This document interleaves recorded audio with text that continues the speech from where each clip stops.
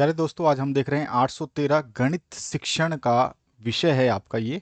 इसके महत्वपूर्ण प्रश्नों को हम यहाँ पे देखने वाले हैं, उसकी चर्चा करने वाले हैं। और जो आपका पीडीएफ है सभी विषय का, वो आज के वीडियो के माध्यम से आपको पता चल जाएगा। आज शाम तक एक वीडियो आएगी जिसमें आपको पीडीएफ डाउनलोड करने का तरीका बताया जाएगा। तो पहला क्वेश्चन है, अगर यहाँ पे हम बात करें तो सबसे ज़्यादा थ्योरी आती है। 813 जो सब्जेक्ट है गणित शिक्षण का, इसमें सबसे ज़्यादा थ्योरी को महत्व दिया जाता है। तो थ्योरी ज़्यादा आती है, फॉर्मूले और न्यूमेरिकल्स बहुत ही कम आते हैं। और जो न्यूमेरिकल्स या फॉर्मूले आएंगे उनकी हम बात यहाँ पे करने वाले हैं। तो सबसे पहले अगर हम बात करें गणित की आवश्यकता एवं महत्व समझाइए, तो गणित की क्या आवश्यकता है, क्या महत्व है, इसको हम समझा सकते हैं छोटे से कथन के द्वारा। गणित शिक्षण ऐसा विषय है जो मानव के सामाजिक, आर्थिक, जीविकापार्जन, संस्कृति, बौद्धिक, मानसिक, व्यवहारिक आदि पक्षों को प्रभावित करता है। गणित शिक्षण से चिंतन शक्ति, तर्क शक्ति, आत्मविश्वास, व्यावहारिकता, विवेक, चिंतास अनुशासन यानी आपका जो बेस्ट अनुशासन है वो आदि गुणों का विकास होता है। और गणित शिक्षण की अत्यंत आवश्यकता और महत्व है। तो बस इतना ही लिखेंगे, ये ज़्यादा बड़ा क्वेश्चन नहीं पूछा जाता आपसे। एक से दो जो वर्ड्स, एक से दो नंबर के जो क्वेश्चंस आते हैं उन्हीं में इसको पूछा जाता है। अगला जो प्रश्न है इसमें पूछा गया है, गणित शिक्षण के प्राय उद्देश्यों का उल्लेख कीजिए। ये भी 2 नंबर से ज़्यादा नहीं पूछा जाता है। और जब डिस्कस करेगा तो उसको भी मैं बताऊंगा कि गणित के जो मेन उद्देश्य हैं कौन कौन से हैं, गुण उद्देश्य कौन कौन से हैं, सारी चीज़ें हम डिस्कस करेंगे उसको भी। तो ये छोटे क्वेश्चन में पूछा जाएगा। तो गणित के प्राय उद्देश्य क्या होते हैं? जब हम किसी उद्देश्य या लक्ष्य की प्राप्ति के लिए कार्य करते हैं तो उसके लिए जिन बातों या उद्देश्यों को ध्यान रखना पड़ता है उसे ही हम प्राय उद्देश्य कहते हैं। तो ये गणित में भी आते हैं जो कि निम्नलिखित हैं, जिसमें हमारा बता देते हैं कि ज्ञानात्मक उद्देश्य आ जाएगा, अवबोधात्मक आ जाता है, ज्ञानोपयोगात्मक आ जाता है, कौशलात्मक आ जाता है, अभिव्यात्मक आ जाता है और अभिरुच्यात्मक आ जाता है। तो ये सारे के सारे इसमें आते हैं। और इसके बाद जो नेक्स्ट क्वेश्चन पूछता है, गणित की व्यापक सार्वभौम या सार्वभौम को स्पष्ट कीजिए। तो क्या कहते हैं हम इसमें कि गणित की व्यापक सार्वभौम जो है वो कैसा है? प्रकृति के अनगिनत व्यवहार गणित की जो है सहायता से ही संभव है। और गणित विज्ञान और तकनीकी का मेरुदंड है, इसीलिए जो है गणित की व्यापकता जो है सार्वभौम मानी जाती है। यंग के अनुसार भी आप डेफिनेशन जो है दे सकते हैं इसमें। इसके बाद जो नेक्स्ट क्वेश्चन है इसमें पूछा गया, अधिगम के लिए आकलन का क्या अर्थ होता है? तो इसको आप आराम से स्टडी कर सकते हैं, छोटे छोटे वर्ड्स के आंसर्स लिखे गए हैं। प्राकृत संख्या क्या होती है? तो जो जीरो से शुरू होती हैं वो संख्याएं सारी सारी प्राकृत संख्याएं होती हैं, जिसमें हम गिनती करके संख्याओं का प्रयोग कर सकते हैं कि है या नहीं है। ठीक है। इसके बाद जो नेक्स्ट क्वेश्चन है, गणित क्या है, परिभाषा लिखिए। तो गणित क्या होती है, उसकी परिभाषाएं जो हैं अलग अलग है, जिसमें आप लॉग के अनुसार जो है परिभाषा दे सकते हैं। एबेकस क्या होता है? एबेकस जो है ये क्या होती है? ये जो है एक गणित का उपकरण होता है। ये जो है लैटिन शब्द से लिया गया है, जिसका मतलब होता है टेबल। ठीक है, या टेबलेट, जिसकी सहायता से दृष्टि बाधित जो होते हैं, जिनकी आंखें नहीं होती हैं, वो व्यक्ति जो है गणित के सवालों को हल करने में जो है सफलता प्राप्त करते हैं। क्रिया सूचक संकेत क्या होते हैं? तो इन संकेतों के बारे में बड़ा क्वेश्चन पूछ लेता है कि कुछ गणित के संकेतों की व्याख्या कीजिए। तो उसमें जो है प्लस, माइनस, गुणा, भाग, ये सारे संकेत जो है हम यूज़ करते हैं। इनके बारे में आप अपनी टिप्पणी भी लिख सकते हैं अगर बड़ा क्वेश्चन आता है। चतुर्भुज किसे कहते हैं? तो चार रेखाओं से घिरी हुई आकृति को चतुर्भुज कहते हैं। चतुर्भुज के बहुत सारे प्रकार हैं, उनकी भी हम चर्चा कर लेंगे। विश्लेषण विधि के कोई दो गुण आपको बताने हैं। बहुत सारी विधियां हैं जिनके गुण आपको दोष पता होने चाहिए। तो विश्लेषण विधि के गुण आप बता सकते हैं। आगमन विधि के कोई 3 गुण जो है आप बता सकते हैं। तो यहाँ पर आगमन विधि के 3 गुण हैं। प्रोजेक्टर क्या होता है, इसका भी आप जो डेफिनेशन छोटा सा दे सकते हैं। प्रोजेक्टर के प्रकार कौन कौन से होते हैं आप बता सकते हैं। स्लाइड प्रोजेक्टर है, ओवरहेड है जो आपके सिर पे लगा रहता है, और फिल्म स्ट्रिप प्रोजेक्टर भी है इसमें। ज्यामितीय उपकरण क्या होते हैं? तो जिससे हम जो है ड्रॉ करते हैं कोई भी आपका मैथमेटिकल स्ट्रक्चर, उसी को हम ज्यामितीय उपकरण कहते हैं, जिसमें आपका पेंसिल, रबड़ और जो भी आपके प्रकार हैं, स्केल है, ये सारे के सारे इसमें शामिल होते हैं। चतुर्भुज के अभी मैंने बताया था कि प्रकार जो है आपको बताने हैं। तो इसमें चतुर्भुज जो है आयत भी हो सकता है, वर्ग भी हो सकता है, समांतर चतुर्भुज भी होता है, समचतुर्भुज भी होता है और समलंब चतुर्भुज भी होता है। ये सारे के सारे चतुर्भुजों के प्रकार हैं। इनकी आकृति का आपको अंदाजा होना चाहिए कि कैसे कैसे बनते हैं। स्थानीय मान क्या है, कभी कभी डेफिनेशन पूछ लेता है, और स्थानीय मान के ऊपर क्वेश्चन भी आता है, उसको भी हम डिस्कस कर लेंगे। जैसे कि स्थानीय मान की अगर हम बात करें, कोई भी स्थानीय मान, सपोज करिए कि आपसे पूछ लिया 423.0 9। इस तरह से कोई ऐसी संख्या दे दी आपको और बोला कि इसका स्थानीय मान, इसमें से 5 का स्थानीय मान, इस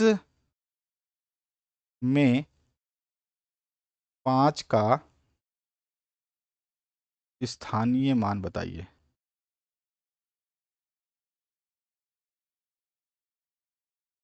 क्या होगा? इस तरह से आपसे क्वेश्चन पूछ लेता है, मान लीजिए। तो आपको देखिए, सबसे पहले तो हम बात करें जो पॉइंट से पहले संख्या होती है, यानी कि जो पूर्ण संख्याएं हैं, जो यहाँ पर है 423 है, उसके बाद 0.059 है। अगर हम बिना दशमलव की संख्या देखें तो ये वाली संख्या है जो बिना दशमलव की है। तो इस संख्याओं का जब हम स्थानीय मान निकालते हैं तो हमारे को पता होना चाहिए इसका प्रोसेस क्या होता है। जो आपकी संख्याएं होती हैं दशमलव की, तो यहाँ पर जो है हमारी ये पहली जो संख्या होती है इसको हम इकाई संख्या बोलते हैं, इस संख्या को हम दहाई संख्या बोलते हैं, और इस संख्या को जो हम सैकड़ा संख्या बोलते हैं। ठीक है, तो इकाई, दहाई, सैकड़ा इस तरह से आ जाता है।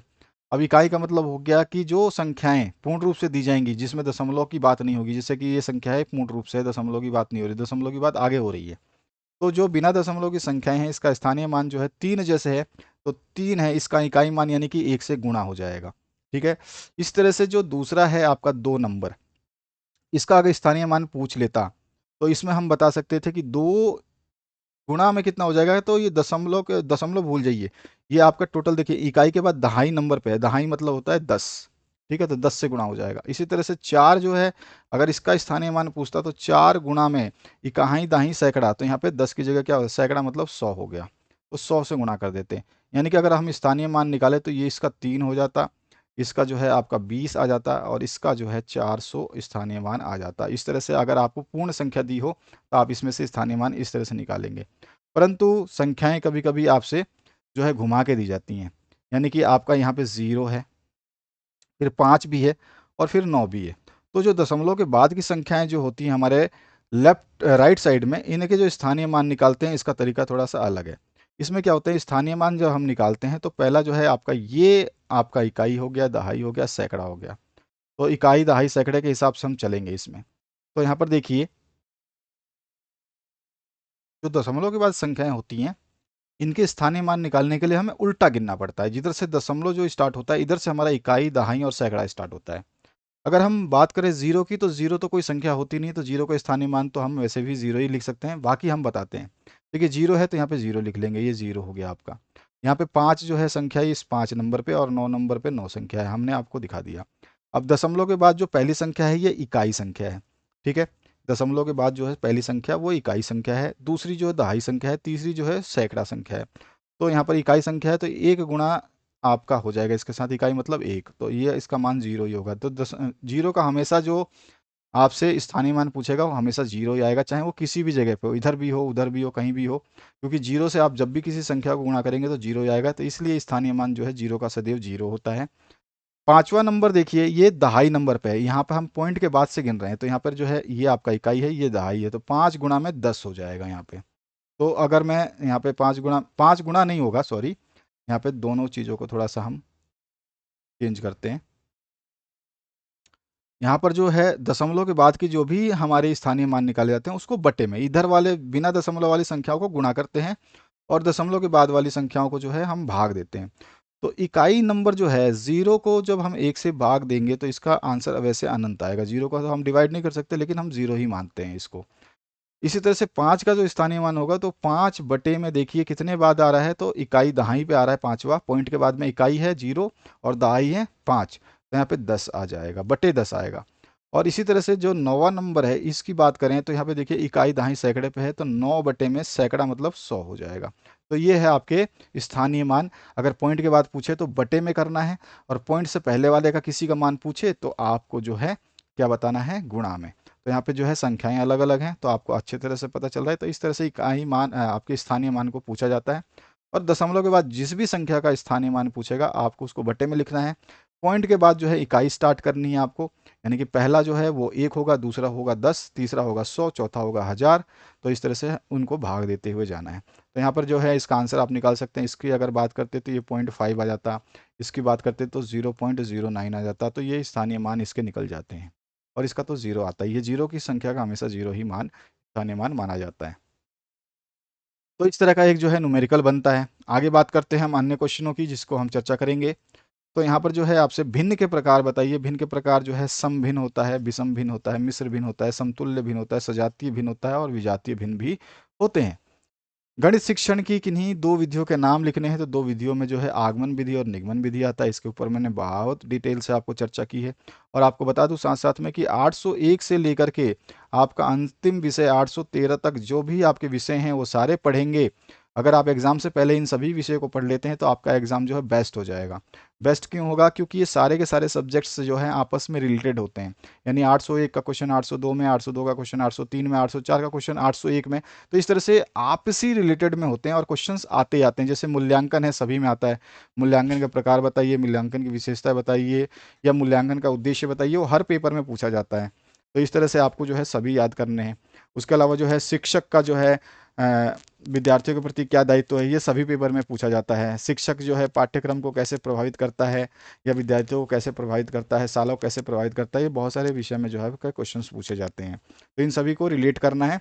और आपका जो प्रोफिशिएंसी इंग्लिश है, जो प्रोफिशिएंसी आपका इंग्लिश है, वो आपका सब्जेक्ट जो है, और जो आपका दूसरा जो है इंग्लिश पैडागोगी, इंग्लिश पैडागोगी जो है आपका, ये दोनों सब्जेक्ट जो है आपस में इंटर रिलेटेड है। यानी कि इनके क्वेश्चंस आपस में रिपीट होते हैं। इधर से प्रोफिशिएंसी का आपको इंग्लिश में पैडागोगी में दे देगा, पैडागोगी के जो क्वेश्चन है वो प्रोफिशिएंसी में दे देगा। तो आपको ध्यान रखना है। मैं कह रहा हूँ सारे सब्जेक्ट्स जो है इंटर रिलेटेड है। अगर आप समय से पहले सभी विषय को पढ़ लेते हैं, सभी विषय अगर आपने एक बार भी पढ़ लिया ढंग से, अगर आपको सभी विषय याद हो गए, सभी विषय अगर आपको याद हो जाते हैं, तो आपका जो एग्ज़ाम है वो एग्ज़ाम हो जाएगा बेस्ट। तो एग्ज़ाम अगर बेस्ट करना है तो आपको सभी विषय को पढ़ लेना है एग्ज़ाम से पहले। इसके बाद आता है निगमन विधि के गुण क्या हो सकते हैं, ये आपसे पूछता है। कभी दोष पूछता है तो निगमन विधि के गुण दोष मैं पहले ही बता चुका हूँ। बाकी यहाँ पर है विषम भिन्न क्या होते हैं, तो इसको है हम आराम से छोटे से शब्दों में समझा सकते हैं। मूल्यांकन के कोई 4 उद्देश्य क्या हैं, जैसे कि मैंने बताया मूल्यांकन के बारे में हर प्रश्न पत्र में पूछा जाता है, तो उसके उद्देश्य क्या होते हैं आप बता सकते हैं। सीसीई क्या है, कई बार मैं बता चुका हूँ, तो इसको भी आप समझ सकते हैं। सतत व्यापक व्यापक मूल्यांकन के ऊपर जो है प्रश्न अलग से बनता है, वो बात अलग है कि इसके ऊपर जो है क्वेश्चन अलग से आपका बनता है। इसके बाद में सर्वांग सम आकृति क्या होती है। सर्वांग सम आकृतियाँ वे आकृति होती हैं जिसके सभी अंग बराबर होते हैं। ठीक है, तो बहुत ही सिंपल सा है, जिसका साइप और सेज जो है वो कैसा होता है, लगभग लगभग समान माना जाता है। संगत भुजाएं जो है, संगत कोण, ये सारे समान होते हैं। पैटर्न क्या होता है, पैटर्न के ऊपर क्वेश्चन बनाया जाता है हमेशा। पैटर्न के ऊपर बड़ा क्वेश्चन भी बनता है, छोटा क्वेश्चन भी बनता है। त्रिभुज किसे कहते हैं, डेफिनेशन पूछ लेता है। जिसके 3 शीर्ष हो, 3 कोण हो, 3 भुजाएं हो और वो बंद आकृति हो, उसे ही त्रिभुज कहते हैं। आर्यभट्ट का प्रथम गणित में आर्यभट्ट प्रथम का गणित में क्या योगदान है, कभी कभी पूछ लेता है, तो आर्यभट्ट के बारे में आपको जानना जरूरी है। इसके अलावा गणित की प्रकृति और विशेषताएं क्या हो सकती हैं, तो इसमें बहुत सारी प्रकृति विशेषताएं हैं जिनका हम मौलिकता, स्पष्टता, तार्किकता, सुनिश्चितता और संक्षिप्तता, सत्यापन और निश्चितता आदि हैं। इनके बारे में अगर समझाने को बोले, वैसे जनरली तो आपसे 1-2 नंबर का पूछेगा, तो केवल आपको नाम लिखने हैं। त्रिविमीय आकृति क्या है, उनके प्रकार लिखिए। तो ऐसी आकृतियां जिसमें लंबाई, चौड़ाई और ऊंचाई तीनों होती हैं, यानी तीनों आयाम होते हैं, उसे हम त्रिविमीय आकृतियां बोलते हैं। त्रिविमीय मतलब 3 जो है उनके जो है आपको बीम दिए होंगे, यानी कि उसके माप दिए होंगे। तो लंबाई, चौड़ाई और ऊंचाई तीनों ही शामिल होंगी, तो त्रिविमीय आकृतियां कहलाती हैं। जिसमें आपका घन होता है, घनाभ होता है। घन का एग्जाम्पल जो है आपका चौक का डब्बा है। तो चौक का डब्बा जो है वो कैसा होता है, आपके घन की आकृति होती है। घनाभ जो है ये आपका कैसा होता है, तो ये जो है आपके माचिस की डिब्बी होती है। गोला आप जानते हैं, जैसा कि आपके बॉल होते हैं, फुटबॉल होते हैं। बेलन आप जानते ही हैं, जो कि सिलेंडर होता है। कोई भी पाइप होती है वो बेलन होता है। शंकु तो आप अच्छी तरह से जानते हैं, जिसको आप बर्थडे में कैप के थ्रू पहनते हैं, कैप जैसा, या आइसक्रीम कभी खाते हैं, तो वो शंकु का एग्जाम्पल है। तो ये सारे के सारे त्रिविमीय आकृतियां, जिसमें तीनों चीज़ें आपको लंबाई, चौड़ाई और ऊंचाई देखने को मिलती है। संख्या क्या है, इसका बहुत सिंपल सा डेफिनेशन है, आप इसको जैसे याद करें वैसे। प्राकृत संख्या को आपको ध्यान रखना है, और बहुत सारी संख्याएं जो हैं इनके नाम पूछ लेता है, तो ये सारी संख्याएं आपको पता होना चाहिए। इसके बाद जो है आयतन किसे कहते हैं, तो किसी वस्तु के अंदर जितना स्थान घेरने की क्षमता होती है, उस वस्तु का माप जो है उसका आयतन कहलाता है। यानी कि एक बाल्टी में कितना पानी आ सकता है, तो वो उसका आयतन कहलाएगा। एक जग में कितना पानी आ सकता है, एक गिलास में कितना पानी आ सकता है, तो वो स्थान घेरते हैं, तो उसको हम जो है आयतन कहते हैं। बीजांक क्या है, इसका सिंपल सा डेफिनेशन है। उसके बाद जो है किन्हीं 5 महान गणितज्ञों के नाम आपसे पूछ लेता है, तो इनके सभी के नाम मैंने यहाँ पे दिए हैं, इन सभी के नाम को आपको याद रखना है। संयुक्त भिन्न किसे कहते हैं, ये भी बहुत सिंपल सा क्वेश्चन है। इसके बाद जो है आपसे आर्यभट्ट प्रथम की 4 पुस्तकों के नाम बताने हैं, तो इनके 4 पुस्तकों को मैंने यहाँ पे लिखा हुआ है। इकाई योजना के प्रवर्तक जो है प्रोफेसर मारिसन को माना जाता है, तो ये आपको ध्यान रखना है। गणित शिक्षण के उद्देश्यों को कितने भागों में बांटा गया है, तो इसको 3 भागों में बांटा गया है। छोटा क्वेश्चन बनता है कभी कभी। पाठ योजना की संकल्पना जो है उन्होंने दी थी, हर्बर्ट नाम था इनका। 60 डिग्री का संपूरक कोण क्या होगा या कितना होगा, तो होगा 120 डिग्री। जो भी कोण जो है मिल करके आपको 180 डिग्री बना करके दे दें, वो संपूरक कोण कहलाते हैं।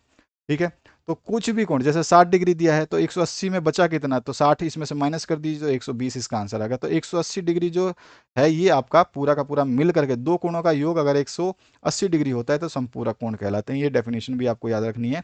संपूरक कोण क्या होता है, दो कोणों का योग अगर मिलकर के 180 डिग्री हो जाए तो वो संपूरक कोण कहलाते हैं। मतलब एक दूसरे की पूर्ति करके 180 डिग्री बनाते हैं। आर्यभट्ट द्वितीय की प्रमुख पुस्तक कौन सी है, उसका नाम बता देना है।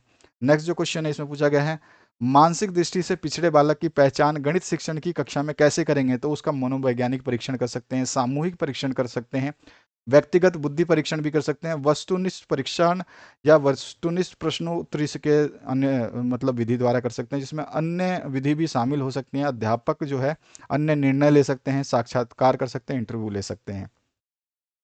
विश्लेषण विधि को समझाना है, बहुत ही सिंपल सा है। इसके गुण पूछ लेता है, कभी कभी आपसे दोष पूछ लेता है, तो ये सब चीज़ आपको ध्यान होना चाहिए। ठीक है, तो इसके दोष और गुण मैंने लिख दिए हैं। विश्लेषण विधि को समझाना होता है तो उसको आप समझा सकते हैं, और इसमें संश्लेषण विधि को, और संश्लेषण विधि के भी जो गुण हैं और दोष हैं वो पूछ लेता है, तो ये भी आपको याद होना चाहिए। आगमन और निगमन विधि के बारे में हमेशा हर पेपर में पूछा जाता है, तो इस विधि को तो अच्छे तरीके से आपको याद रखना है। इसके चरण कौन से होते हैं, इसके गुण कौन से होते हैं, इसके दोष क्या होते हैं, ये सभी चीज़ों को आपको ध्यान रखना है। आपका जो निगमन विधि जो है, इसका भी ये विधि क्या है, ठीक है, और इस विधि के गुण क्या होते हैं, इस विधि के दोष क्या होते हैं, ये सब हमें पता होना चाहिए। नेक्स्ट जो है प्रयोगशाला विधि और समस्या समाधान विधि को समझाने का बात करता है कभी कभी, तो प्रयोगशाला विधि के बारे में आपको पता होना चाहिए, हमेशा क्वेश्चन पूछा जाता है। इसके गुण क्या हो सकते हैं और दोष क्या हो सकते हैं, ये भी हमें पता होना चाहिए। साथ ही साथ समस्या समाधान विधि जो है इसके बारे में भी हमें समझाना होता है। इसके भी गुण दोष मैंने अगले पिछले वीडियोज़ में बताए हुए हैं। एक एक नियम क्या होता है, एक एक का मतलब होता है एक पर आधारित, तो एक पर आधारित नियमों को जो है हम एक एक नियम कहते हैं, अगर सिंपलेस्ट वर्ड में हम बोल सकते हैं तो। इसके बाद जो है एक एक नियम में क्या करते हैं, जितनी संख्या है उससे हम एक के मूल्य से गुणा कर देते हैं, तो हमारा जो है उसका मान निकल जाता है। गणित में प्रमेय किसे कहते हैं, तो प्रमेय जो है एक पद्धति या कल्पना है जो प्रमाणित प्रमेयों के तार्किक निष्कर्ष के द्वारा निकाली जाती है, जिसकी वैधता को स्थापित किया जाता है या उसकी उत्पत्ति जो है की जाती है, तो ये है गणित का प्रमेय। इसकी जो है कुछ उपपत्तियां हैं, जिसमें प्रत्यक्ष उपपत्तियां होती हैं, अप्रत्यक्ष होती हैं, और सिद्ध करने की विधि होती है, तो सारे इसमें शामिल होते हैं। इसके चरण हैं, ये चरणों का आपको ध्यान रखना है। इसका जो नेक्स्ट क्वेश्चन है इसमें पूछा गया, चतुर्भुज के चारों कोणों का योग कितना होता है, तो चारों कोणों का योग जो है आपके 360 डिग्री होता है। कोई भी चतुर्भुज है, वो चतुर्भुज कैसा होता है, तो किसी भी चार भुजाओं से बंद हुई आकृति को जो है चतुर्भुज कहते हैं, और इसके आंतरिक कोणों का योग जो है 360 डिग्री होता है। प्रत्येक कोण का मान जो है अलग अलग हो सकता है, चतुर्भुज के ऊपर ये डिपेंड करता है कि किस तरह का वो चतुर्भुज है। ठीक है, इसके बाद आता है अभाज्य संख्या की परिभाषा क्या हो सकती है, तो वो संख्याएं जो स्वयं से भाग हों या फिर एक से भाग हों, जैसे कि 2 है ये एक से भाग हो सकता है और खुद से भाग हो सकता है, 3 भी अपने आप से भाग हो सकता है या एक से भाग हो सकता है, 5 भी अपने आप से ही भाग होगा या फिर एक से। इस तरह से जो संख्याएं लिखी हों और वो केवल एक से भाग हो जाएं या केवल स्वयं से भाग हो जाएं, तो वही सारी की सारी संख्याएं जो है अभाज्य संख्याएं कहलाती हैं। गणित शिक्षण के 4 मुख्य उद्देश्य जो हैं क्या हो सकते हैं, तो ये वैज्ञानिक दृष्टिकोण का विकास करना इसका उद्देश्य है। सत्य आधारित व्यवहारिक उपयोगिता प्रदान करना जो इसका उद्देश्य है। मानसिक अनुशासनात्मकता लाना भी इसका उद्देश्य है। चरित्र निर्माण करता है, ये भी इसका उद्देश्य है। बाकी डिटेल में भी कभी पूछेगा तो इसके भी हम जो है आगे डिस्कस करेंगे इसको। गणित सहायक सामग्री में जो है आपके हमेशा सहायक सामग्री पूछता है टीचिंग लर्निंग मेथड मटेरियल्स के बारे में, तो इसमें दृश्य श्रव्य और श्रव्य दृश्य दोनों ही आते हैं। ज्यामिति गणित क्या होती है, तो जो है बिंदु रेखाओं के द्वारा जो है या वृकों या चित्रों के द्वारा जो हम अध्ययन कराते हैं उसको हम ज्यामिति आकृति बोलते हैं, तो ये भी हमें पता होना चाहिए। नेक्स्ट जो है ज्यामिति को रेखा गणित क्यों कहा जाता है, क्योंकि हम इसमें लाइन खींच करके ही रेखाओं के द्वारा ही किसी क्षेत्र को बनाते हैं, इसलिए इसको रेखा गणित भी कहते हैं। ज्यामिति को भूमिति क्यों कहते हैं, तो भूमिति क्यों कहते हैं, तो भूमि नापने के लिए ज्यामिति का ही प्रयोग करते हैं, इसलिए जो हम इसको भूमिति कहते हैं। वेन हाइले मॉडल क्या होता है, तो गणित शिक्षण में वेन हाइले मॉडल ये बताता है कि छात्र जो है ज्यामिति कैसे सीखते हैं। और बहुभुज से क्या तात्पर्य है, तो ज्यामितीय आकृति जो कम से कम 3 रेखाखंडों से, यानी कि 2 रेखाखंड तो वो द्विभुज हो जाता है, 2 रेखाखंडों से अधिक की आकृति, सारी आकृतियां जो है बहुभुज कहलाती हैं। जो छात्र गणित नहीं समझते वह पाठशाला में प्रवेश नहीं पा सकते, इसके ये किसका कथन है, तो ये प्लेटो ने कहा था। गणित की सबसे प्राचीन शाखा जो है अंक गणित को माना गया है। गणित दिवस जो है 22 दिसंबर को मनाया जाता है, जिस दिन श्रीनिवास रामानुजन का जन्मदिन है। गणित में सृजनात्मकता से क्या तात्पर्य है, इसकी डेफिनेशन कभी कभी पूछता है, 1 अंक में, 2 अंक में। और उपचारात्मक कार्यक्रम से क्या अभिप्राय है, इसके बारे में भी कभी कभी पूछ लेता है, बहुत ही छोटी सी डेफिनेशन है। त्रुटियों और कमजोरियों और कठिनाइयों को दूर करने का इसमें प्रयास किया जाता है, उपचार किया जाता है मतलब। गणित विज्ञान द्वार एवं कुंजी है, यह कथन जो है रोजन बैंकन का है। वस्तुनिष्ठ प्रश्न की क्या विशेषताएं हैं, क्या दोष हैं, ये भी पूछ लेता है, तो इसके गुण बता सकते हैं और इसकी विशेषता और दोष भी बता सकते हैं। मूल्यांकन क्यों किया जाता है, आप जानते ही हो, जो भी हमारे उद्देश्य हैं उसकी प्राप्ति के लिए। गणित किट का उपयोग या महत्व जो है वो प्रत्यक्ष ज्ञात के लिए भी करते हैं, रोचक और आकर्षक पाठ योजना के लिए करते हैं, स्मरण शक्ति के विकास के लिए करते हैं, निरीक्षण शक्ति का विकास करने के लिए, और साथ ही साथ रचनात्मक दृष्टिकोण विकसित करने के लिए, कौशलात्मक पक्ष की प्रबलता को स्थापित करने के लिए, क्रियाशीलता को बढ़ावा देने के लिए, सभी के सभी जो है इसमें आ जाएंगे। गणित शिक्षण में सहायक सामग्री का क्या महत्व है, तो जो वे महत्व है हम पॉइंट वाइज लिख देंगे, क्योंकि ये छोटे क्वेश्चन बनते हैं। जैसे कि ये क्वेश्चन बनता है, आपको कोई भी क्वेश्चन दे दिया जाए, उसका अभाज्य गुणनखंड करना है आपको, तो उसको जो है आप देखोगे कि किससे ये भाग जाता है। देखिए 9009 है, अब इसको आप यहाँ पे इसका क्या है, लघुत्तम समावर्ती निकालिए, एलसीएम बोलते हैं। तो ये देखिए किससे भाग जाएगा, तो 3 से गया, 3 से भाग गया तो कितना आया कि यहाँ पे 3 3 9, फिर 0 0 आ गया, फिर 3 आ गया। तो ये हमने दो चीज़ें इसको काटने के बाद हमारे को दो चीज़ें प्राप्त हुई, तो हमने इन दो चीज़ों को यहाँ पे लिख दिया। अब हमारे पास जो है 303 तीन 3009 बचा, 3003 बचा। तो फिर इसको भाग देने की कोशिश करेंगे, किससे भाग जाएगा, ये 3 से जा रहा है, फिर ये 3 से एक बार में जा रहा है, फिर डबल जीरो तो ऐसे ही रह जाएगा, फिर ये 3 1 से जा रहा है। तो हमारे पास 1001 और 3 आ गया।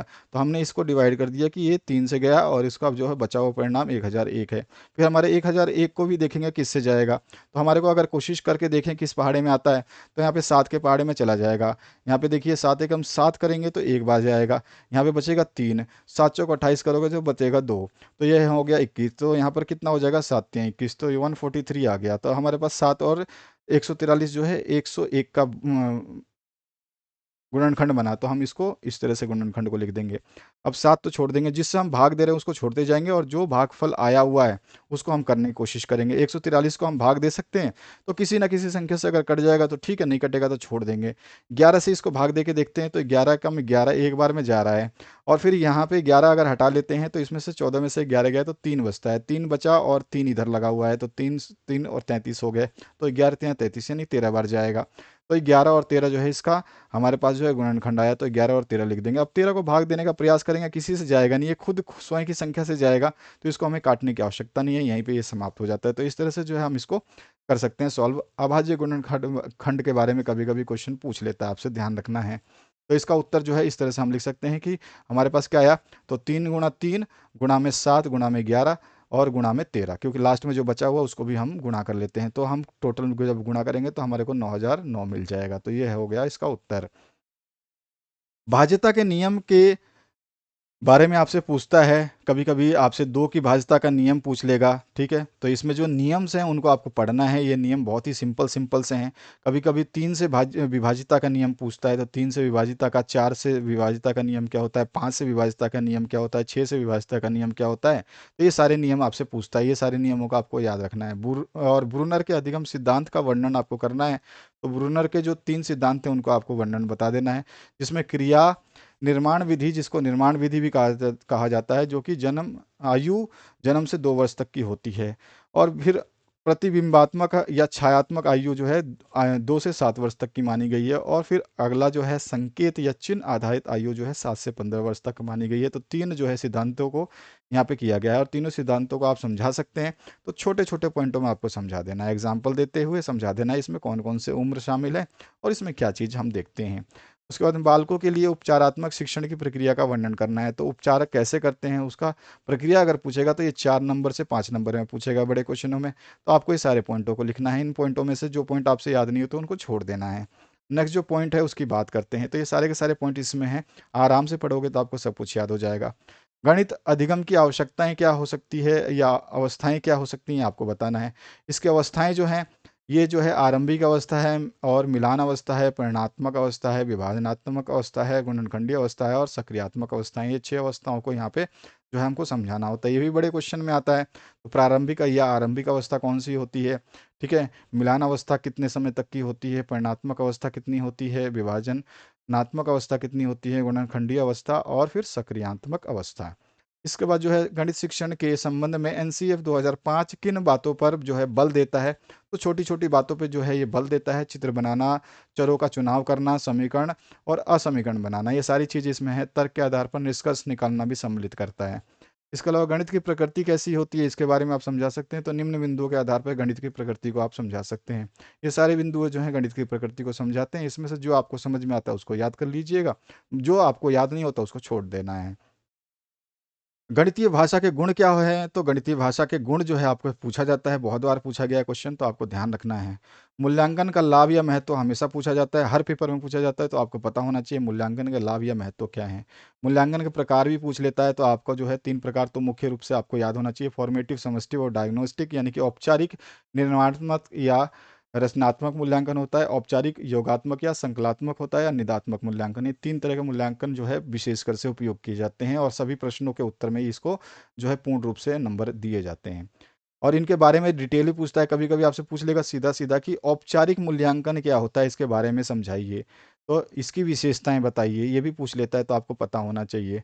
इस तरह से औपचारिक मूल्यांकन, अनौपचारिक जो मूल्यांकन है उसके बारे में, औपचारिक है, अनौपचारिक है, ये सारे के सारे, ये यहाँ पे अनौपचारिक है, ये आपका औपचारिक है, एक तो आपका समिष्टिव है, और जो है निदात्मात्मक, जिसको हम जो है डायग्नोस्टिक बोलते हैं, ये इसके बारे में पूछ लेता है अलग अलग से। गणित शिक्षण की समस्या कौन कौन सी हो सकती है, तो जो है प्राथमिक स्तर पर छात्रों को गणित नींव की कमजोर होना जो है ये एक समस्या है। गणित शिक्षक की शिक्षण विधियां जो है वो अगर सही नहीं होंगी तो ये भी क्या है, एक प्रॉब्लम करती है। शिक्षक का व्यवहार जो है कैसा है वो भी डिपेंड करता है। छात्रों का शारीरिक स्वास्थ्य एवं मानसिक स्वास्थ्य कैसा है ये भी डिपेंड करता है। भाई गणित शिक्षण तो अपने आप में महारत हासिल करती है, गणित शिक्षण का समय कैसा है उस समय भी ये चीज़ ध्यान रखी जाती है। अध्यापक का विषय के प्रति कैसा सही ज्ञान है या नहीं है ये भी एक दिक्कत करता है। व्यक्तिगत भेदों के ज्ञान की समस्या ये भी एक समस्या उत्पन्न करता है। अभ्यास के उचित विभाजन की व्यवस्था ना होना, जो हम अभ्यास कराते हैं वो अगर सही ढंग से नहीं कराएंगे तो भी समस्या होगी। पाठ्यक्रम की संरचना भी समस्या उत्पन्न करती है। तो ये सारे के सारे समस्याएं हैं जिनको हमें याद होना चाहिए। इसमें से 5-6 समस्याओं को हमें याद करना है। निदात्मक और उपचारात्मक शिक्षण जो है इसको समझाना है। तो ये शिक्षण के बारे में भी कभी कभी पूछ लेता है, तो शिक्षण जो है आपको बता देना है, निदात्मक क्या होता है और आपका उपचारात्मक क्या होता है। इनमें कुछ बिंदुएं हैं जिनको हमें ध्यान रखना पड़ता है, तो इन बिंदुओं के बारे में आप बता सकते हैं। और इसके उद्देश्य क्या होते हैं इसके बारे में आप बता सकते हैं। उसके अलावा जो है चरण कौन कौन से हैं कभी कभी पूछ लेता है, तो इसके चरण भी आपको बता देने होंगे। तो ये सारे के सारे जो हैं आप पीडीएफ के थ्रू इसको प्राप्त करिएगा और ढंग से पढ़िएगा। जब मैं पीडीएफ आपको आज वीडियो दे दूंगा उसमें पीडीएफ कैसे आपको प्राप्त करना है, किस समय से किस समय तक आपको पीडीएफ मिलेगा और कितने समय या कितने दिनों तक आपको पीडीएफ मिल पाएगा, ये सारी जानकारी उसके माध्यम से होगी। कौन कौन से विषय के पीडीएफ आप प्राप्त कर पाएंगे वो भी जानकारी उसमें शामिल होगी। सब कुछ शामिल होगा उस वीडियो के अंदर। उस वीडियो को देखने के बाद आप जो है सारे पीडीएफ प्राप्त कर सकते हैं। यदि आप स्टार्टिंग में ही सारे पीडीएफ को पढ़ लेते हैं परीक्षा से पहले, तो आपका एग्ज़ाम जो है अव्वल नंबर हो जाएगा, क्योंकि मैंने बताया कि आपके सब्जेक्ट्स जो हैं वो इंटर रिलेटेड हैं। तो आपको ध्यान रखना है कि आपके परीक्षाओं में जो प्रश्न पूछे जाएंगे वो कहीं से भी उठा के पूछे जा सकते हैं। उपचारात्मक शिक्षण क्या होता है, इसके सिद्धांत क्या हैं, इसके बारे में हमेशा हमको सारी चीज़ें यहाँ पे डिटेल में जो दी है इसको आपको पढ़ना है। उपचारात्मक शिक्षण के उद्देश्य क्या होते हैं इसको आपको समझना है। इसके बाद जो है गणित की पाठ्य पुस्तक का महत्व, बहुत इंपॉर्टेंट क्वेश्चन बनता है ये वाला, ठीक है। या फिर गणित की पाठ्य पुस्तक की आवश्यकता और उपयोगिता, कैसा भी क्वेश्चन घुमा के पूछे पाठ्य पुस्तक के ऊपर, चाहे वो गणित की पूछे चाहे किसी के ऊपर, तो आप जो है आराम से इन सभी पॉइंटों को समझा सकते हैं, किसी भी विषय में आप समझा सकते हैं, ठीक है। तो ये पॉइंटें बहुत ही इंपॉर्टेंट है, इनको आपको ध्यान रखना है। इसके बाद जो है हम नेक्स्ट क्वेश्चन की तरफ बात करते हैं। तो गणित के शिक्षण और सीखने की समस्या क्या है इसका वर्णन करना है। तो गणित का जो शिक्षण है उसकी समस्या है उसके क्या क्या है, उनको जो है आसानी से, भय और असफलता है, ठीक है, अधिकांश छात्रों में जो है कौन कौन सी प्रॉब्लम पाई जाती है वो बता देंगे। और स्थान मान को पहचानने में जो गलतियां होती है, जैसे कि मैंने आपको अभी अभी स्थान मान बताया कि स्थानीय मान कैसे निकालते हैं, तो ये सब चीज़ें समझाने के ऊपर डिपेंड करती हैं। और बाकी सब चरण जो है, इनमें से जितने चरण आप याद कर सकते हैं उतने ही चरण आपको याद करने हैं। और जो अपर्याप्त शिक्षण सामग्री होगी ये भी जो है एक प्रॉब्लम करती है, समस्या उत्पन्न करती है। तो ये सारी चीज़ें आप इसमें जो है मेंशन कर सकते हैं। जो आपको अच्छा लगता है उसी पॉइंटों को याद करें, अन्यथा सभी पॉइंटों को जो है आपको सावधानी से याद करने हैं। जो आपको याद होते हैं उन्हीं को याद करें, रटने का प्रयास ना करें, समझने का प्रयास करें। जो आपको समझ में आता है उन्हीं को याद करें। चर और अचर राशियाँ क्या है, ये हमेशा क्वेश्चन जो है बहुत ही इंपॉर्टेंट रहता है। तो बहुत छोटी सी डेफिनेशन है जिसमें चर राशियाँ क्या होती है, जिसके मान जो है ना, ये क्या होते हैं आपके, बदलते रहते हैं, समय के साथ जो है अस्थिर रहते हैं। ये एक्स वाई जेड के मान जो है हम कभी देखें, एक्स का मान 1 आएगा, एक्स का मान 5 आएगा, एक्स का मान 1000 आएगा, वाई के मान और जेड के मान चेंज हो जाते हैं। तो इसको जो है हम क्या बोलते हैं, चर राशियाँ, चलते रहते हैं। और अचर जो है इनके मान निश्चित होते हैं, यानी कि जैसे कि पाई है, इसका मान हमेशा 22/7 होता है। 1 2 3 इनके मान हमेशा 1 2 3 ही रहते हैं। तो ये सारे के सारे अचर राशियाँ हैं। वृत्त की छेदन रेखा और स्पर्श रेखा में क्या अंतर होता है। छेदन रेखा की बात करें तो वृत्त, किसी भी वृत्त में जो यदि कोई रेखा वृत्त को दो बिंदुओं पर प्रतिच्छेद करती है तो वो छेदन रेखा कहलाती है। यदि हम बात करें इस वृत्त की, तो ये वृत्त है आपका। अगर कोई रेखा इसको जो है आपको जो है यहाँ पे क्या करती है, इस तरह से जाती है, अभी हम बात करें इस तरह से क्रॉस कर गई, तो वृत्त के दो बिंदुओं को इसने टच किया है। एक पॉइंट यहाँ पे टच किया है और एक पॉइंट यहाँ पे, तो इसी को जो हम छेदन रेखा कहते हैं। अगर हम स्पर्श रेखा की बात करें तो इस तरह से जो ये पॉइंट है, इसके बाहरी बिंदु से, यानी कि जो इसका सरकमफेरेंस है, जिसको परिमाप बोलते हैं, इसके सारे हम चरण भी डिस्कस करेंगे। तो इसके बाहरी बिंदु से जो है इस तरह से कोई रेखा जाए, कहीं से भी चली जाए, बाहरी बिंदु से जानी चाहिए, तो एक ही बिंदु से टच करती हुई जाती है वो, तो जो है ये क्या कहलाती है, स्पर्श रेखा। तो यहाँ पर छेदन रेखाओं के बारे में बताया गया। इसमें अनगिनत छेदन रेखाएं हो सकती है, आप जैसा कि कह सकते हैं इधर भी है इधर भी है, ऐसे हम अनगिनत छेदन रेखाएं खींच सकते हैं। और कोई भी छेदन रेखा जो है वृत्त को दो भागों में विभाजित करती है। जैसे ही कोई छेदन रेखा खींचोगे तो वृत्त जो है दो टुकड़ों में विभाजित हो जाता है।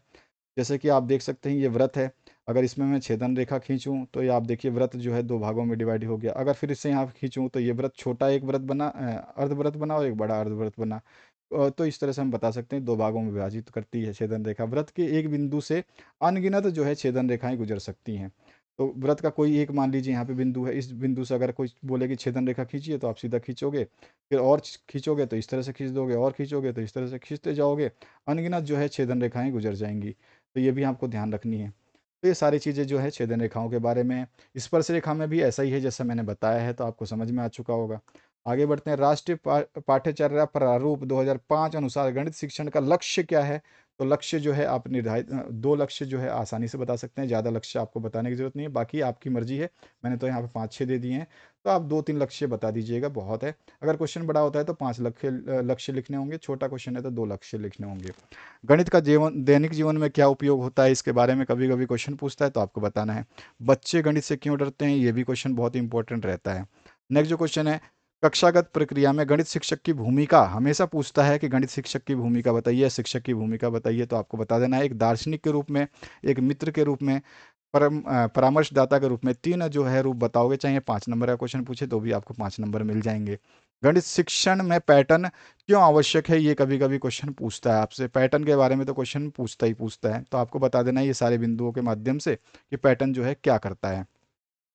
इसके बाद जो नेक्स्ट क्वेश्चन बनता है, इसमें पूछा गया गणित की पाठ्य पुस्तक की महत्वपूर्ण विशेषताएं और कमियां पूछ लेता है। तो जो विशेषताएं हैं उसका अपोजिट जो है कमियां हो जाएंगी, तो आपको ध्यान रखना है। तो इसमें जो है भौतिक विशेषताएं हैं, लेखक है, विषय वस्तु है, भाषा है, ये सारे के सारे विशेषताएं हैं। सांख्यिकी का परिचय दीजिए, गणित में इसके अनुप्रयोग लिखिए, या सांख्यिकी की सीमाओं पर प्रकाश डालिए, या सांख्यिकी गणित किसे कहते हैं। कोई भी क्वेश्चन आए किसी तरह से सांख्यिकी का नाम आए तो आपको जो है ये आंसर जो है लिख देना है। सारे के सारी चीज़ें को मैं बता रहा हूँ, इन्हीं चीज़ों को आपको ध्यान रखना है। इसकी सीमाएं पूछे तो सीमाएं भी लिख देना है। तो ये सारे के सारे इसके अंदर आ जाते हैं। गणित शिक्षण के प्रमुख और गौण नियम, तो प्रमुख पूछे या गौण पूछे तो आपके पास जो भी नियम आपको याद कर सकते हैं आप इन नियमों से याद करें, सारे के सारे दिया गया है। 3 तो प्रमुख नियम है, ठीक है। तो इन 3 नियमों को जो है आप आसानी से याद कर सकते हैं। जैसे कि आपका प्रमुख नियम जो है व्यावहारिक उपयोगिता का उद्देश्य जो है ये आपका आता है। और इसके बाद जो है नेक्स्ट आपका आता है अनुशासनात्मक उपयोगिता का उद्देश्य। तो 3 तो प्रमुख नियम आते हैं, गौण नियम तो 10 हैं आपके। तो आपको जो नियम याद होता है ना, प्रमुख में लिखे गौण में लिखे, कोई दिक्कत नहीं है, आप डायरेक्ट मिला करके लिख सकते हैं और आपको पूरे नंबर मिल जाएंगे। और सांस्कृतिक उपयोगिता के उद्देश्य जो है ये हो जाता है।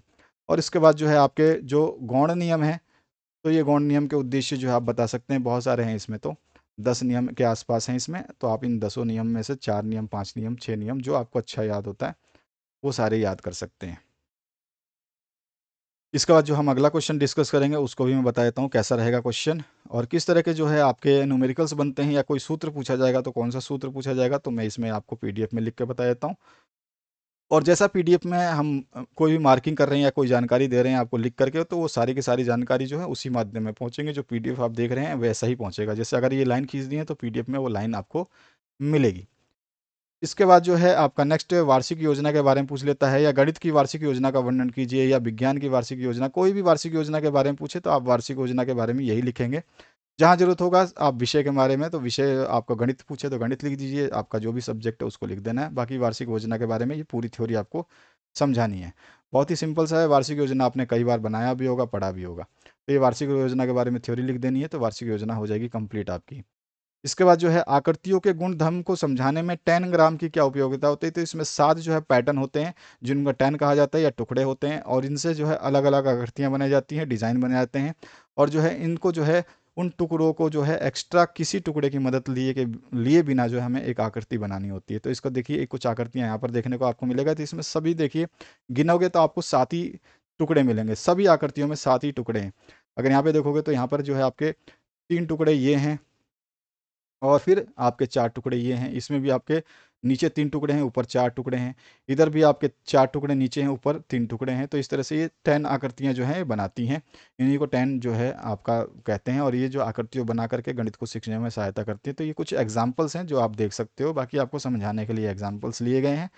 आगे बढ़ें अगर अगले क्वेश्चन की तरफ, तो एक सुविधादाता के रूप में शिक्षक की भूमिका हमेशा पूछता है, गणित में भी पूछता है तो आपको ध्यान रखना है, तो और किसी भी सब्जेक्ट में पूछता है तो आपको ध्यान रखना है। इसीलिए बोल रहा हूँ कि सारे पेपर्स जो है इंटर रिलेटेड होते हैं। ये सुविधादाता का जो क्वेश्चन है किसी भी पेपर में कभी भी पूछा जा सकता है, तो इसके बारे में आपको ज्ञान होना चाहिए, इसके आंसर्स का आपका पता होना चाहिए। तो हर चीज़ को मैं बोल रहा हूँ कि आपको सभी चीज़ों को ढंग से पढ़ लेना है, ताकि आप जो है आसानी से इनके आंसर्स को दे सकें।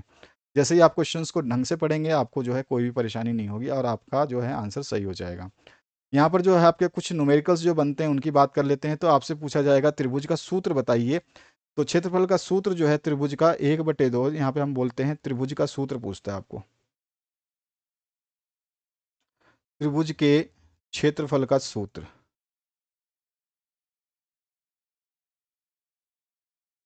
तो उसका सूत्र अगर पूछता है तो सिंपल सा सूत्र होता है 1/2, गुणा में होता है आधार, गुणा में होता है ऊंचाई। ठीक है, इसको हम बोलते हैं 1/2 गुणा में बेस इंटू हाइट। ठीक है, ये आपका इंग्लिश में हो गया। और उसके अलावा जो है आयत के बारे में पूछ लेता है। ठीक है, तो आयत, जिसको हम आप क्या बोलोगे, रेक्टेंगल बोलोगे। तो इसके बारे में अगर क्षेत्रफल का सूत्र पूछ ले,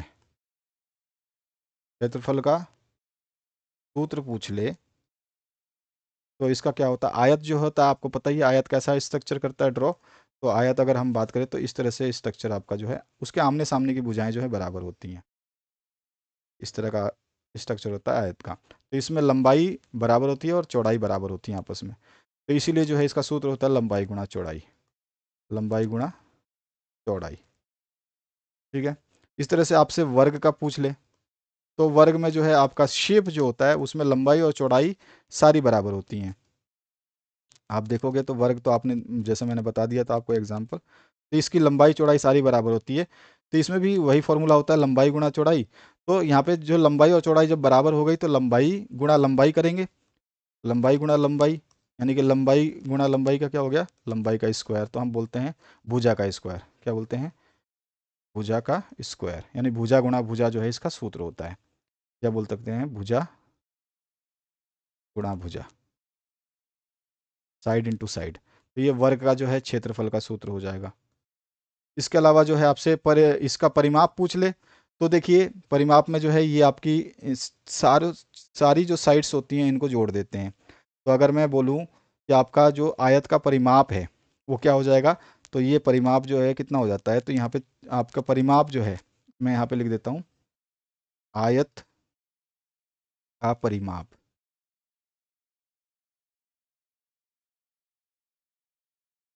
तो आयत का परिमाप जो होता है, ये परिमाप कितना हो जाएगा, तो देखो 2 बार तो आपकी ये लंबाई आ रही है, लंबाई इधर भी है, लंबाई इधर भी है, तो लंबाई 2 बार आ गई, तो 2 गुणा में लंबाई प्लस में चौड़ाई, तो ये होता है परिमाप। या फिर आप लंबाई फिर प्लस चौड़ाई फिर प्लस चौड़ाई करोगे तो भी वो सूत्र बन जाएगा। तो आप शॉर्ट फॉर्म में ये सूत्र याद रखें। इसी तरह से आपका जो आपका क्षेत्र इसका वर्ग का अगर आपसे परिमाप पूछ लेता है, वर्ग का परिमाप, तो वर्ग का परिमाप जो है 4 गुणा में भुजा हो जाएगा, क्योंकि भुजा सारी बराबर हैं तो 4 भुजाएं हैं, तो 4 गुणा में भुजा हो जाता है, 4 इंटू साइड्स। इसके अलावा जो है आपसे एक और पूछता है व्रत का क्षेत्रफल। तो व्रत तो आप जानते ही हैं, इस तरह का व्रत होता है, और इसमें जो है छोटी सी ये चीज़ होती है, रेडियस होती है, जिसको हम त्रिज्या बोलते हैं। अगर इसी त्रिज्या को आगे बढ़ा दिया जाए तो ये हो जाता है व्यास। ठीक है, तो इसमें जो है व्रत का जब भी क्षेत्रफल पूछेगा तो आपका हो जाता है πr²। अगर ये आपका परिमाप पूछता व्रत का, तो ये होता है 2πr। यहाँ पे r क्या है, तो ये जो r है ये है आपकी त्रिज्या। ठीक है, अगर आपको व्रत में व्यास दिया हो, ये व्रत है और इसमें आपको क्या दिया है, ये व्यास दिया है, इसको हम बोलते हैं, पूरे जो लाइन गई है सेंटर से, इसको बोलते हैं हम व्यास, इसको बोलते हैं हम व्यास। ये जो व्यास होता है इसको इंग्लिश में हम डी से डिनोट करते हैं, जिसको डायमीटर बोलते हैं। और जो डायमीटर होता है ना, इसका आधा जो होता है वो त्रिज्या होती है। तो डी बाई डायमीटर तो होता ही है, और जो है डी बाई 2 कर दें तो हमारे को आर मिल जाता है। तो कभी कभी आपको डायमीटर दे देगा, बोलेगा व्यास इतना है तो त्रिज्या निकालिए या फिर क्षेत्रफल निकालिए, तो पहले डायमीटर को भाग दे देना। जैसे मान लो इसका डायमीटर मैंने बोला कि 4 है, तो 4 का जो है आधा होगा आर। तो 4 को अगर मैं 2 से गुणा करूँ, भाग करूंगा, तो मेरे को 2 जो आंसर मिला, ये 2 क्या है, ये आर है। तो इस फॉर्मूला में रख दूंगा। पाई का मान तो आप जानते हो 22/7 लिख सकते हो, या 3.14 भी लिख सकते हो, ये आपके ऊपर डिपेंड है कि आप किसको यूज़ करना चाहते हैं। तो ये सारे फॉर्मूले जो हैं आपसे पूछे जाते हैं, इनके बारे में आपको याद होना चाहिए। ठीक है, विकर्ण क्या होता है और विकर्ण संबंधी समस्याएं कम ही पूछता है, ज़्यादा नहीं पूछता। कभी बहुत ही रेयर 5 साल के पिछले अगर क्वेश्चंस देखते हैं हम, ढंग से समझते हैं, तो उसमें विकर्ण संबंधी कोई प्रश्न आया ही नहीं है। तो इस तरह से जो है ये आपका पूरा का पूरा पेपर है, जिसके अंदर हमने फॉर्मूले को डिस्कस किया, स्थानीय मान कैसे निकालते हैं। एक चीज़ और पूछता है आपसे कि जो आपका समतुल्य भिन्न है, यानी कि मैं बोलूँ कि 3/5 है, इसका कोई समतुल्य भिन्न बताइए। अगर मैंने बोल दिया कि यहाँ पे देखिए इसका समतुल्य भिन्न,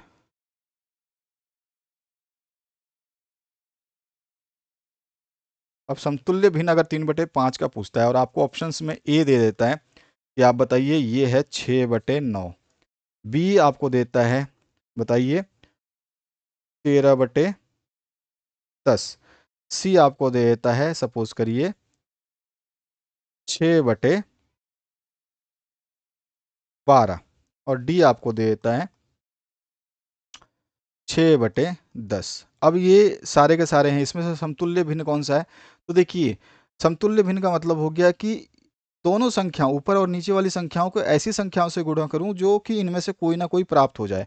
अगर मैं स्टार्टिंग में ही इसको पहले 1 से गुणा करोगे तो यही चीज़ प्राप्त होगी। अगर मैं ऊपर नीचे 2 से गुणा करूं तो मेरे को क्या मिल रहा है, 2 और 3 का गुणा करेंगे तो हमको मिल रहा है 6, और 5 और 2 का गुणा करूंगा तो मिलेगा 10। तो ये 6/10 जो है अगर ऑप्शन में है तो मेरा आंसर हो जाएगा 6/10। समतुल्य क्यों हुआ, तो 3/5 बराबर मैं 6/10 लिख सकता हूँ। ये दोनों बराबर क्यों होंगे, तो इसका आंसर ये हो जाएगा कि 6 कम आपका 3 एकम 2 तियाँ 6 और 2 पंजे 10, ये कट जाता है तो फिर 3/5 ही आता है, और ये 3/5 पहले से इधर है ही, तो हम इसको काट भी सकते थे। तो हमारे को काटने के बाद वही चीज़ अगर मिल जाती है, हमको काटने के बाद यही चीज़ वापस मिल जाती है, तो वही समतुल्य भिन्न होता है। तो यहाँ पे मैं काट के भी देख सकता हूँ, या तो मैं गुणा करके देख लूँ या काट के देख लूँ। मैं यहाँ पे देखता हूँ 6 और 9 को काटता हूँ तो 3 के पहाड़े में आते हैं, तो 3 एकम अगर मैं इसको काटूँ, अगर आप ध्यान दोगे तो मैं इसको 6 को काटूँ तो 3 के पहाड़े में आता है, तो 3 दूनी 6, और 3 के पहाड़े में 3 तियाँ 9, तो 2/3 आया, 2/3 तो यहाँ पे है नहीं,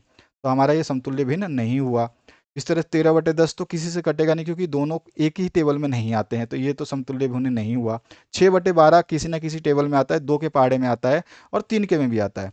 तो अगर मैं 2 से काटूं तो ये हो जाएगा आपका 2 तियाँ 6 और 2×12, 3/6 आ गया। अगर मैं 3/6 को काटना चाहूँ तो 3 एकम 3, 3 दूनी 6, तो 1/2 आया। तो 1/2 तो यहाँ पे नहीं है, तो ये भी आपका आंसर नहीं हुआ। अब मैं 6/10 को काटता हूँ तो 6 को आप 6/10 को देखो किस में पहाड़े में आएगा, 3 में नहीं आएगा, 10 3 में नहीं आता, 2 में आता है।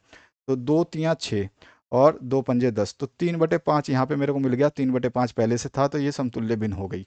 तो यही चीज़ हमको ध्यान रखनी है। समतुल्य भिन्न भी पूछता है आपसे कि इसका समतुल्य भिन्न क्या है। कभी कभी समीकरण दे देगा आपको, समीकरण दे देगा x+5-4 = 2, तो यहाँ पे x का मान आपसे पूछ लेगा। तो आपको क्या करना है, x को जहाँ पर x है उसको तो x छोड़ देना है, या फिर यहाँ पे 2x दे दे, मान लो थोड़ा सा डिफिकल्ट बनाए तो यहाँ पे 2x को आपको ऐसे ही रखना है, बराबर का साइन लगाना है। 2 पहले से था, 2 रखना ही है। इधर प्लस का 5 है तो इधर जाके माइनस का 5 हो जाएगा, बराबर के इधर था, बराबर के इधर हम लाए हैं दूसरी तरफ। तो ये प्लस का 5 है तो इधर माइनस का 5 हो जाएगा, और ये माइनस का जो 4 है इधर आके प्लस का 4 हो जाएगा। ठीक है, साइन चेंज हो जाते हैं जब हम इक्वल्स टू के साइन के इधर उधर जाते हैं आते हैं तब। 2x तो था ही हमारे पास। इधर जो संख्याएं हैं इनको आप जोड़ घटा सकते हो।